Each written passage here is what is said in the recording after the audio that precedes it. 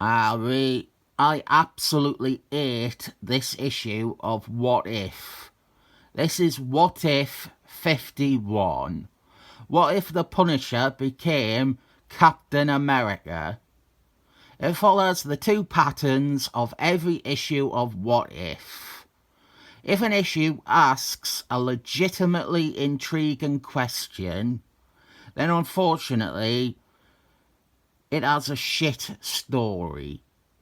If it asks a question that you never once thought you wanted to know, it is usually a surprisingly good one. This is one of the good questions with a bad comic attached. The other thing is that almost every issue of What If has had its core idea or a part of it repeated or adapted into actual Marvel continuity. In this case, the Punisher became Captain America for a few months in 2007, and I, controversially, really liked it because it was just a Captain America story about Captain America's legacy reaching as far to even the Punisher, and how the Punisher cannot live up to a standard anywhere near Captain America's. Some Punisher fans really hate the links to Captain America, or writers doing anything with Punisher having any respect for Captain America. But I am a Captain America fan, so that is the one thing about Punisher I find appealing. The creators of this are ordinarily good.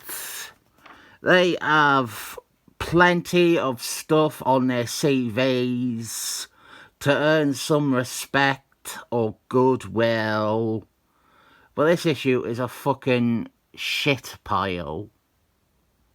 Here we have Punisher as Captain America with the Avengers, and even this rubs me the wrong way. This lineup is anachronistic to when this story is set. This lineup is circa Avengers 191. It has to be before 191, because that is when Falcon Man leaves the team. That issue is 2 years before where the Captain America continuity in this takes us, though. The other problem is Miss Marbles, the real one, Karen Daggers, before they ruined her by making her into Smelly Brie Larson's. She should be with the team. Maybe I am being a bit pedantic with Avengers lineup history, but it is probably the most I felt for this issue. Trying to understand this Avengers roster, who are going after Pinstripe Potteroo just like the Avengers never did in continuity ever. He is below their notice. His organisation is effectively untouchable by the Avengers. And even if you want to say Punisher was pushing them to go after him, they wouldn't be able to make any case against them. I think this sequence is modelled after a Jason Byrne issue of Fantastic Force of all things, where Human Fire ends up in conflict with Pinstripe, and the idea of that issue was that Human Fire couldn't do anything against them without a direct confession from him. Anyway, Punisher, he beats Pinstripe almost to death.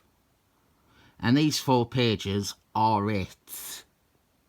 This is the entire offering of Punisher as Captain America that this story offers. It's shameful.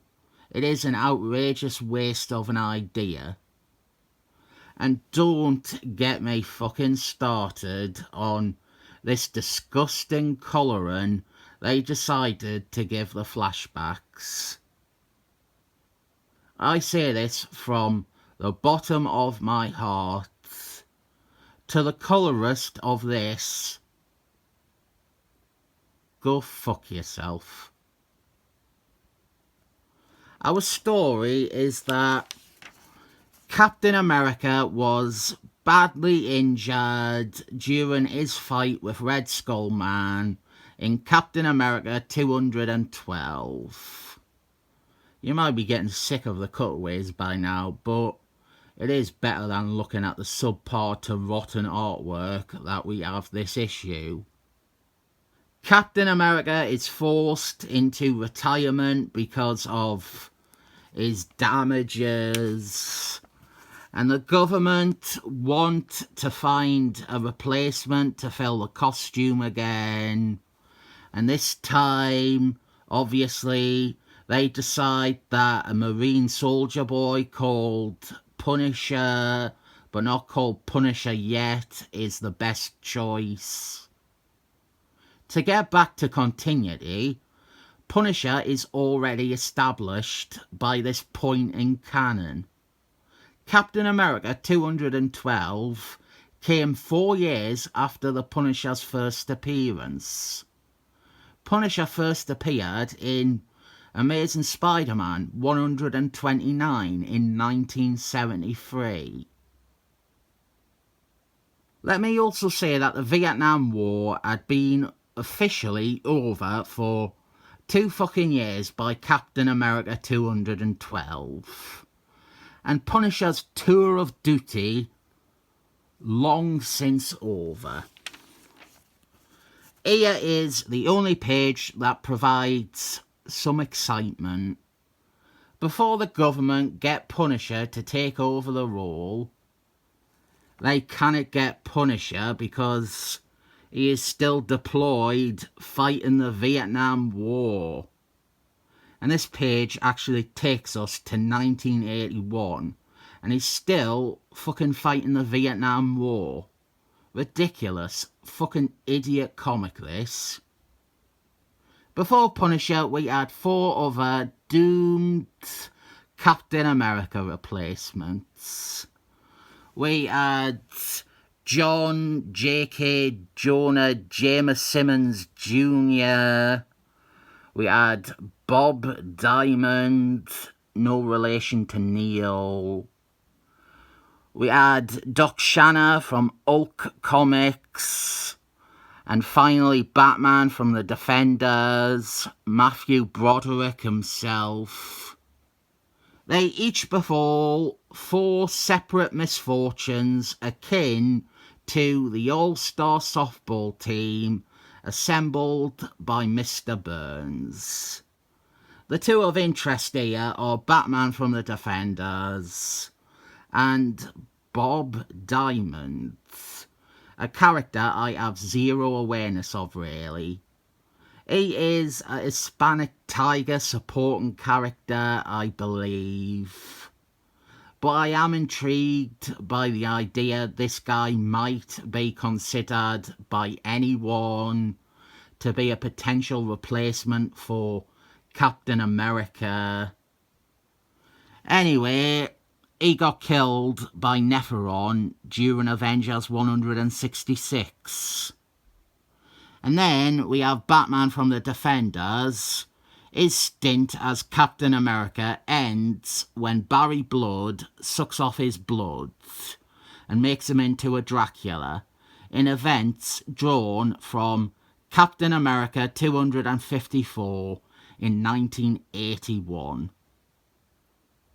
Personally, on the back of how bad this issue turned out to be, I would have much preferred to see these 4 characters fail at being Captain America than what we got. Punisher's family die. 8 years after his first published appearance, Punisher's family die. They die sometime after Captain America 254, even though Captain America met Punisher in Captain America 241. With his family dead, Punisher becomes Captain America to avenge them. And then we just jump ahead in time to after the scene at the start. We don't get to see any character, not even Punisher himself, react to him now being Captain America. And then he as much as quits being Captain America to be the Punisher in his spare time. And you've just got a shit Punisher story now. Punisher goes around and kills people, not even dressed as Captain America. He's Punisher. This has nothing to do with Captain America or the idea of Punisher being Captain America. Absolute shit show. Totally crap story that doesn't even begin to scratch the surface of its idea. At no point do we see Punisher in the Captain America costume again. But we do have this scene with Falcon Man. Falcon Man is confronting him about being the Punisher. This is the closest this issue gets to having some anything that could be called exploration of the idea presented. This here. And then he is Punisher again, killing all the scallywag criminals. And so Steve Rogers, miraculously cured, shows up to beat him off. Absolute shit. This is the sort of bad 90s comic that gives 90s comics a bad name. It has been a while since we've had one of these, but even the one bit of this that got me excitable was a poor waste like the rest of the issue.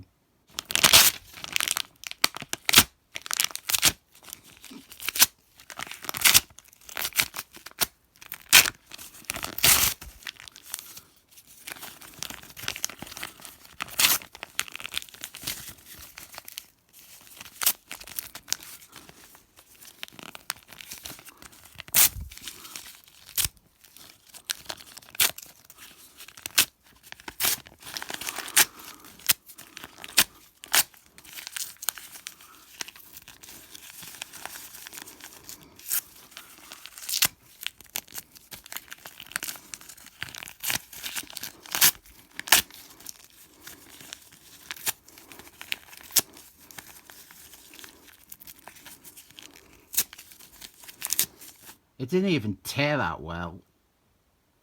Again, the creators of this actually have their names attached to stuff I like. I have all of the writers run on Alpha Strike. I love Smurf Devil, which was drawn by the same artist. I even like the overarching idea of Punisher becoming Captain America. This should be a hit, but I assume everyone involved was having a bad day. I am not naming them in the video because I don't think this is representative of their other works. I'll list their names in the video description to defeat my point, but I don't even feel good about giving this 7 thumbs up. That's why I am giving it 7 thumbs up.